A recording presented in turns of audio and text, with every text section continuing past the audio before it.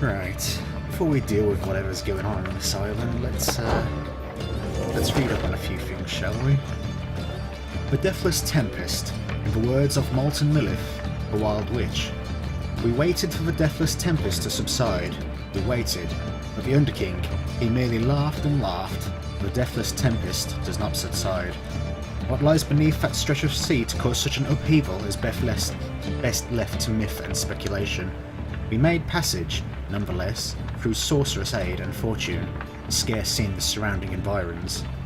We did detect a landform to the west. Solely Mire detected there the presence of the treacherous aide who lured him into exile, and then followed him in turn. Mire, in his wisdom, thought it best to be avoided. At last did we arrive on distant lands, though seeing them proved little comfort. Okay. And also, Rodario. Finally got to learn more about why you're here. Her astral sign is Capriest, born on the 23rd of 12th moon, suggesting she is ambitious, but also discontented. Fits her to a T, pretty much. She was convicted for insubordination, disobeyed a direct order to execute enemy combatants of the Highland remnants. Her alleged motive is insurrection. The record states she showed flagrant disrespect for the proper chain of command. And as she has already said, she has been here for 16 years now. She was a seasoned captain serving on the Blood Border, and she fostered the orphans of her fallen brothers and sisters. One day, she captured a flock of harp hedgelings who had flown too close to the Commonwealth. When she was given the order to put them down, she refused, and thus was sentenced to exile. There she survived on her own and gained her horns. Many years later, she encountered Hedwyn, whom she last remembered as one of the children she had in her care. Oh. I'm fairly certain we already knew that you had some sort of connection to Edwin. He was one of the orphans that you looked after then. Jeez. Okay then.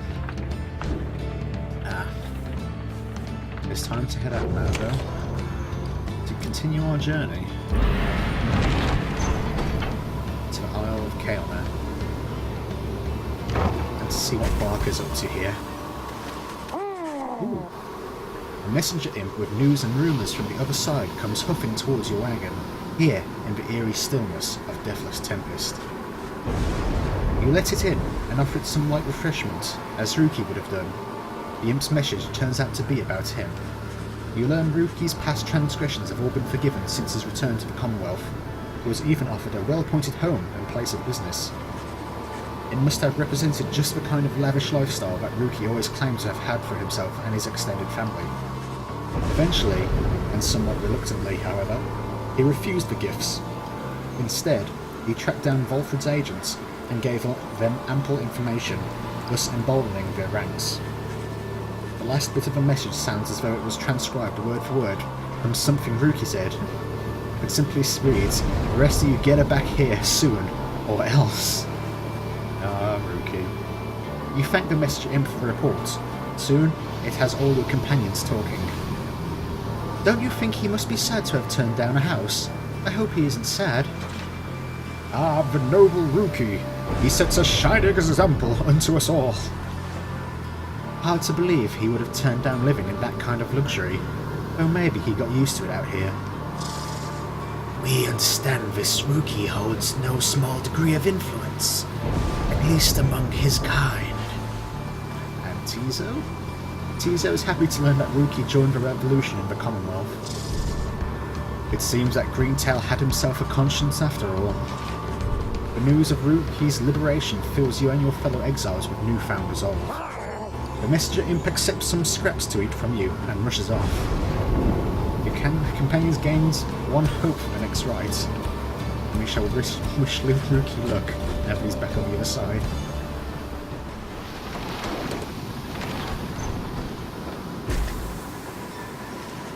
Your wagon shudders to a halt at the Isle of Kaelma. Bizarre outcroppings give it a forbidding feel. In the distance, you hear odd gibbering noises that sound like drive imps? No. Okay. And a page to read.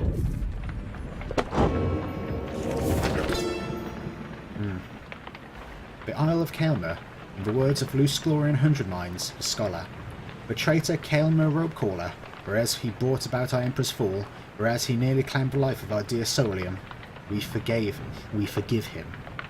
We have forgiven him. We have give a certain thanks to him, for he has played a vital part in the Star's plan. If not for him, then we, the Eight, would never have aligned. We never found the Ropecaller. He fled into the sea, towards an isle, which we knew well to avoid. 'Twas there we think that Kaelmer's tattered mantle finally did him in, along the wild imps. Should the stars ever converge above that isle, it shall be to signify that their long dance across the skies is drawing to a close. What? Drawing to a close? That's a joke, right? This is just old folklore, right? We shouldn't look into that, should we? Risk. Oh god. Okay. Let's let's see if Sandra has anything to say to us. Nope, of course not, unfortunately. Sorry, Sandra, for annoying you. But also, that's right. Whoa, guys, how'd you find me all the way out here? I mean, this is for extra special customers. Ah, I'm only joking. Only joking. You're the only customers I got. Oh, Ron. Got you again. Only joking about that too. Because I got tons of customers. It's just they already bought a lot of stuff today, so they're not here, okay? Anyways, I just got in a little something here which maybe you'll be into. Been hearing about these little numbers for a while. Check them out.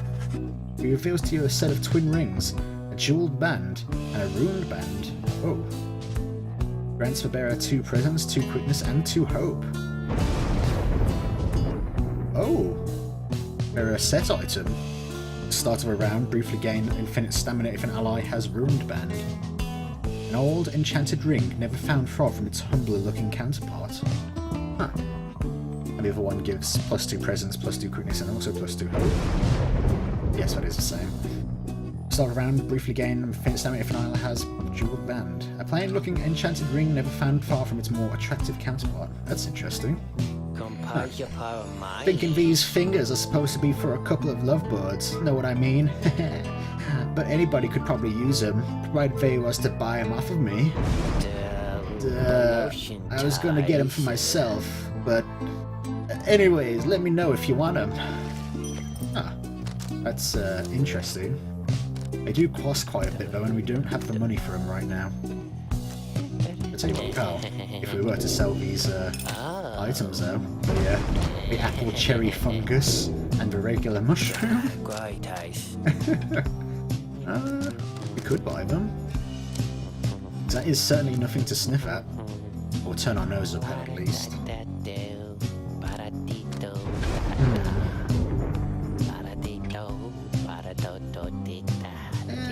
I might lay off for now. Take this Stardust though, that could come in handy. Even though I've already got plenty that I never use. Oh well. I think that's all we'll get for now. Thanks, Ron. Must be our lucky day here, or I don't know what, Dad. Oh dear. Okay then. Let's see what all the fuss is about. You stand before the bizarre outcroppings of the Isle of Kaelmer. The sky darkens, and, in the distance, you hear the sound of gibbering creatures growing louder. The sound of it is unnerving enough that your fellow exiles remain quiet, their eyes fixed to the stars above. Soon, something in the sky above begins to stir. Oh, it is time, huh? And, once more, we have another Titan star, which we could invoke. Lord Gandroth, your adversaries shall each have 8 presents, raising the size of their orbs. Star of the Serpent Titan, once vanquished by the scribe Golgolothanian. This one was once Star of the Sea Titan, once slain by the scribe Hunter King Oris. That was my last one, wasn't it? Which I think I skipped out on. Ha. Once again, we shall lay off from invoking them. For it is time that we have this right on this strange island against Barker in the distance. A glorious eve to you as ever, O you exiles of the Nightwings. The 8 scribes dragged you all the way into the blasphemous Isle of Kaelma. Here you are to be surrounded by even more gibbering nitwits than usual. Your adversaries in the coming rite shall be the dissidents. Extinguish now their pyre, and glory shall be yours. Now prepare yourselves. Smell that! Oh god, what? How was his voice again? It was, Australian, wasn't it? Smell that! I'll get this right eventually, sorry. Smell that, mate! Looks like we're gonna have to take this one a little serious this time. That's right, because I ain't got Greentow clogging up their ranks no more. He's back home now with his dear old mum, where he belongs. Right time you Nightwings dump that deadbeat. Gotta have some standards after all. Just the same, they're gonna stomp you to the ground. Get ready! Oh, God.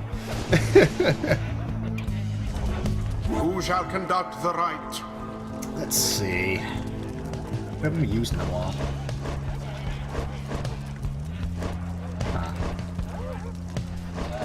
I think we'll use Jodariel. Yeah, Jodariel. Jodariel. And May? Do I want to increase her? No, this one can't be increased, can it? I want to give her a... No, I didn't. Even though that could be interesting, no. May. And lastly, I think I wanted to use Pamitha, since I can now finally use Jodariel and Pamitha in the same right as each other. Yes, I did want to try this actually. And I guess increasing it would, increase the amount of damage you can do. That's 5. Can I get away with 4? Can I get away with 3? I can't get away with 3. Okay. Let's give this a try. It is done. Oh, I'm ready for them. Been itching for another go. Let's have it, mates. Tear them to shreds. Jeez. Also, quite interesting. Oh god, they're moving about. Sorry. Oh, it's moving it closer. As the rite commences, the imps throughout the cavernous area roar with excitement. Sorry. Our struggles and our plan, mere entertainment to these loathsome creatures. Begging your pardon, sir, the imps of the Isle are quite passionate about the rites. Just now, they offered a bounty on soul if our triumvirate proves worthy. They would pay us? In exchange for what, exactly? And where did they get the soul, for that matter? My understanding is they wish to see us perform various feats of glory. Oh. Okay. As for the source of their wealth, who can say how much soul lies lost within the sea? Reader, it may seem beneath you, but the opportunity is real. If the soul could be of benefit. Indeed, then reader, my boy, it is yours to decide if entertaining these sad creatures is a justifiable distraction during these affairs. We trust your judgment. Now, let's not distract you further here. Okay. Henceforth you shall be tasked with feats of glory in the rites. Yes, we shall salute the imps in our coming attempt at glory. Commence. No, darn. Beware the adversary's aura.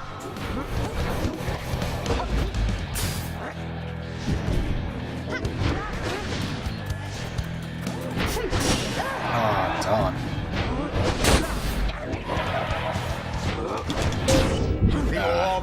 strikes first within the night wings flame. On. Out 5. Yeah, nothing swell, am I? That ought to wake you up. I should just try to rush it and stop trying to get them. Your pyre shall soon be ashes on the ground. Oh my word. There we go. It's a start. The night wings shall prevail at this rate. Now go! Come on. Ah, darn.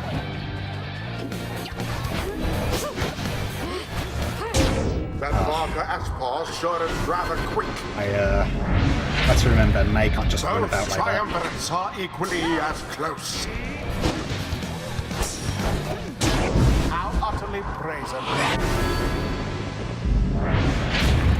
I wonder shall the Nightwings press their luck? Ooh, I got lucky there. And Quite foul not so for much the for it. Nightwings. Yeah. Barker throws himself into the flames. Am I actually going to lose this? Please no.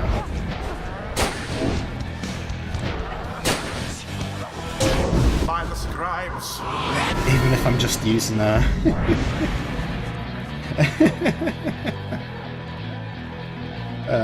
if I am just using Pamifer and her special talisman. The imps grow more and more agitated with each passing moment. Some start spilling onto the sacred grounds.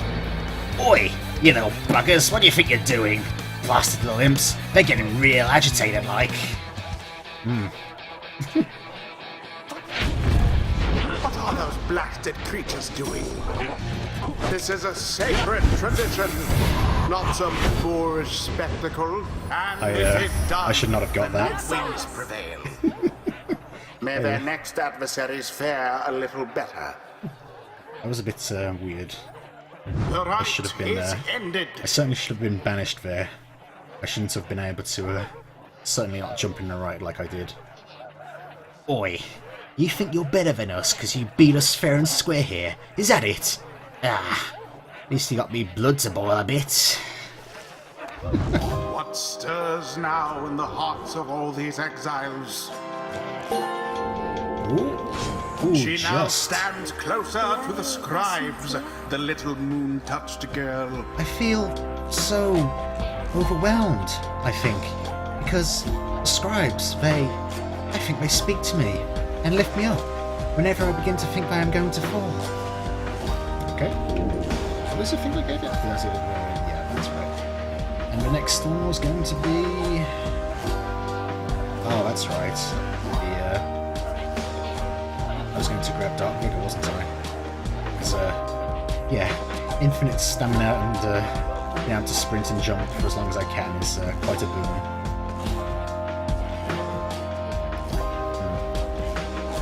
Okay.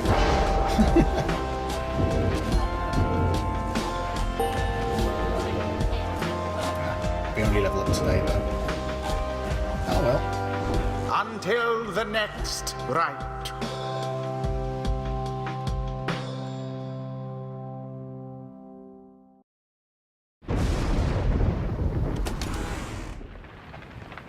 More mushrooms. After you and your fellow exiles prevailed against the distance, you find the lone minstrel tending to one of your own. Oh? Something wrong? Oh. Okay. Jodario seems to be unwell, although you can't yet sense why. How are you feeling, madame? My strength has failed me. I feel alert enough, but very, very weak. I see. Then, please do not exert yourself, or try. The lone minstrel motions for you to come closer. Reader, Jodarius appeared rather disoriented and more fatigued than usual, reported feeling not entirely present. Symptoms of banishment sickness. Oh, that's a thing? An ailment suffered by those who frequently conduct the rites, debilitating but fleeting. Oh, okay. A sense of loss and isolation during banishment sometimes extends beyond that time. She should soon be able to take part in light activities, I think. but under no circumstance shall she be able to conduct the coming rite. Fair enough, I guess. Now then, I will not keep you from the stars above. Please, go and have a look at them, for all of us, I think, are anxious to depart this place. That's interesting. I didn't realise that. I didn't realise that was a thing. The stars yet shine for you, revealing various paths forward. You gaze into the darkness of night. Seek now your destination. What is available to us? To the south, we have the Gold Star, then the Millifog Star, and the Jerome Weir Star. Okay then. I was gonna say. Oh, actually tells us how many rights till the next liberation now. Okay, so one more before the next one, and it looks like we'll be facing either the Chastity, or if we can knock them down, or if they get knocked down, withdrawn. Okay, that's okay, I guess. I wouldn't mind. I haven't faced the Chastity since we first met them in the... what were the woods called again? In the first section of the game, at the very least. I don't think we've faced them since then. The Withdrawn we have faced again, and I am reluctant to face them again because, well, they seem a bit powerful, and probably rather not face them in a right. They seem a bit, yeah. The probability of success for the plan has gone up. It's now at 45%. And we have additional notes here. Another omen, as the stars aligned above the Isle of Kelmer. It seems they have yet some surprises left in store for us. No matter, another liberation rite is fast approaching. It sure is. But let's see who we have to face. We have we have the Pyre Hearts again. We haven't seen them in a while either. We have the Withdrawn are here.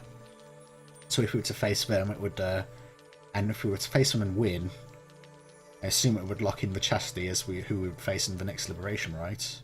Or we could face we could face against them, and yeah, okay, that's fair enough.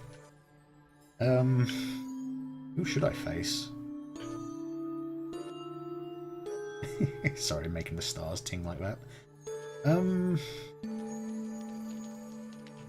How far down are the Pyre Hearts? They're pretty far down, so we can probably ignore them for now. Also, their track record is pretty good. Yeah, let's go with that.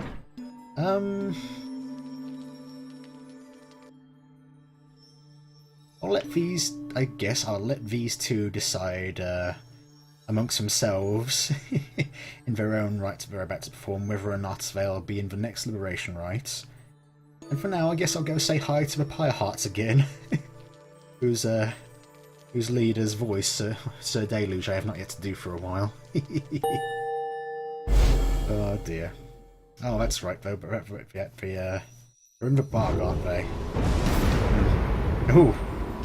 Is this night to understand that we shall soon confront Sir Deluge and the Pyre Hearts once more? Then this is to be a most exciting time. This night's one-time commanding officer. Imagine, if you will, a worm without the slightest trace of bravery. Sir Gilman then recants his tale of Sir Deluge's past, and how it is that they wound up together in the downside. Sir Deluge, a worm knight of the Sea Dominion and former ally of Sir Gilman, he lacks the sort of courage for which his kind is known, yet somehow leads the Pyre Hearts anyway. Some worms born under the Sea Dominion's waters sought life's meaning on dry land. The Commonwealth recognised their chivalrous traditions and soon put them to use. Sir Deluge was just another bit of front-line fodder in the war against the Highland remnants, yet, time and again, he distinguished himself for one simple reason: he would not die. His unusual instinct for self-preservation kept him safe in many battles, and over time, he was repeatedly promoted for lack of any real competition. Okay. Then, in the Battle of the Spiral Sanctum, when retreat certainly was not an option, Sir Deluge retreated anyway. This was a breaking point, and he at last was sentenced into exile. In the downside, he sought water, where he made contact with Sir Gilman and other members of his kind. They all saluted him as their superior. The other knights had little choice but to respect his rank. As for Pyre hearts, they conduct the rites in the name of their great hero, the Underking Oris, while adhering to their strict code. This knight might not have failed quite so miserably at the Battle of the Spiral Sanctum had his entire regiment not turned in disarray after Sir Deluge fled. Perhaps, by confronting his former commander, this knight's own honour may be regained in part. For now, however, this knight must beg your leave. We say good night to Sir Gilman, in turn. There is no time to make flight preparations now, though in the morning we will press on once smoking once again. Yes, now we have someone to talk to. Huh? Ah, hey May, what's up? What seems to be wrong? May seems to be in a happy mood, though she always seems to be around Jodario, who is listening to her with patience. So, I would just look within the sallow caps each daybreak for the morning dew to drink, and once in a while I would find maybe a stream to drink from too. Though I get very thirsty sometimes too. I tried drinking tree sap once. It wasn't very good. Really, it was very bad, I guess. She seems to be discussing how, exactly, she managed to survive in the downside all alone for so long. Jodario watches her intently all the while. Food? Well, food was harder to find, usually, because, this is a bit embarrassing, but I tried never to harm a living thing, you know, because it makes me very sad. But sometimes it is the way of things. I understand, I do. And so I would eat as often as I need to, and tried a lot of different things to see if they were good. Most of them weren't, though. But I got by. I learned to get by. I already knew how, a little bit, because back home, where I came from, there I had to get by there too. Here, well, it was harder, but it wasn't that much harder, really, in a way. Jodario remains silent for some time as May trails off. Then she embraces May and holds her there gently. Aww. Your motherly instincts for the orphans kicking in again, Jodario. May lets out a breath, but says nothing, either, for a while. May I ask a question of you? Me? Oh, of course. What question is it? How old are you? Do you know? Oh, I am 19 years old. That is how old I am, I think. Truly. Then you have seen a lot in not a lot of time. Know that what you have achieved is a feat. I have known seasoned soldiers who could not have lived through the experiences you have described. Oh, really? Wow, thank you. Thank you so much. You have seldom seen May look so joyful as this moment. As for Jodario, you could count on one hand the number of times you have seen a smile play across her lips. You leave them to their conversation. Aww. Even if she is sick, she still has time to listen to May. That's so nice. Also, mushrooms. Yay. But on we go, to the south, back to the bog, once again.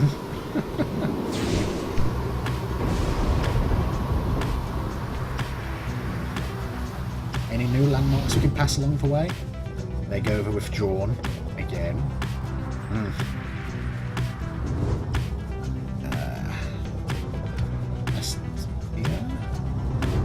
Onwards to the actual bog area. Once again, 3 areas to explore. Okay, to the south we can go with Jodario. Pre-plague one, there is virtually something valuable. And to the northwest we have May senses a presence of the 8 scribes along this route. Well, probably not going to use Jodario for the next one, and this sounds like she could possibly gain something here.